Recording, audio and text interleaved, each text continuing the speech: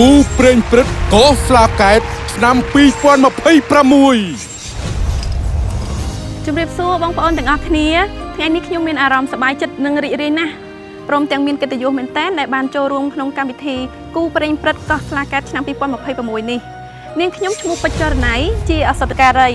ខ្ញុំបាទឈ្មោះអឺសបញ្ញាជាវិជ្ជបណ្ឌិតពួកយើងរស់នៅភូមិទី7សង្កាត់កំពង់ចាមក្រុងកំពង់ចាមខេត្តកំពង់ចាមសប្តាហ៍ថ្ងៃខ្ញុំបម្រើការនៅមន្ទីរសម្រាប់ព្យាបាលតម្រង់នោមកំពង់ចាមចាហើយគូរបស់យើងខ្ញុំគឺរៀបអាពាហ៍ពិពាហ៍ជាង11ឆ្នាំមកហើយកត្តាដែលជំរុញឲ្យខ្ញុំចូលរួមក្នុងកម្មវិធីនេះទី1ខ្ញុំអាចសិក្សាអំពីបទពិសោធន៍របស់គូផ្សេងទី2ខ្ញុំអាចបានចំណេះដឹងថ្មីដើម្បីទៅពង្រីកនិងជួយពង្រឹងសមត្ថភាពការដឹកនាំនៅក្នុងគ្រួសាររបស់ខ្ញុំសម្រាប់ខ្ញុំមានអារម្មណ៍ថាសប្បាយចិត្តនិងមានកិត្តិយសមែនទែនដែលបានចូលរួមនៅក្នុងកម្មវិធីនេះដោយសារកម្មវិធីនេះជាកម្មវិធី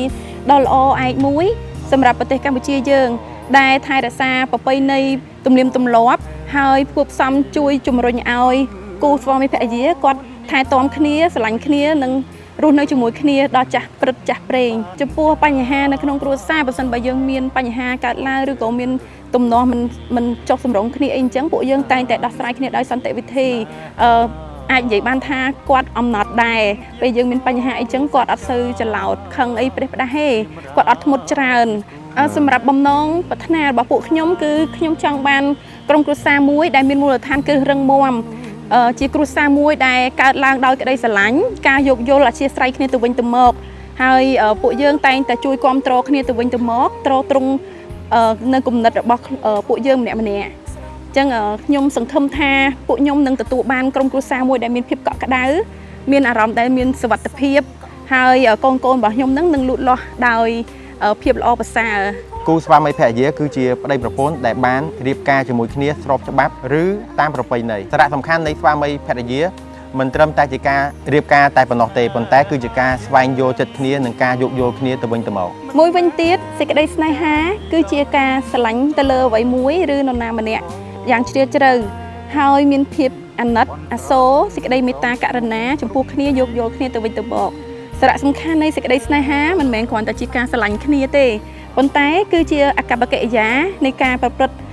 រវាងគ្នានឹងគ្នាការយោគយល់អធ្យាស្រ័យនិងគោរពគ្នាទៅវិញទៅមកជាចុងក្រោយនាងខ្ញុំសូមអរគុណដល់បងប្អូនទាំងអស់គ្នាសម្រាប់ការទស្សនាវីដេអូនេះហើយសូមជួយគាំទ្រគូរបស់ខ្ញុំផងដែលគូរបស់ខ្ញុំមានឈ្មោះសម្គាល់បញ្ញាចរណៃ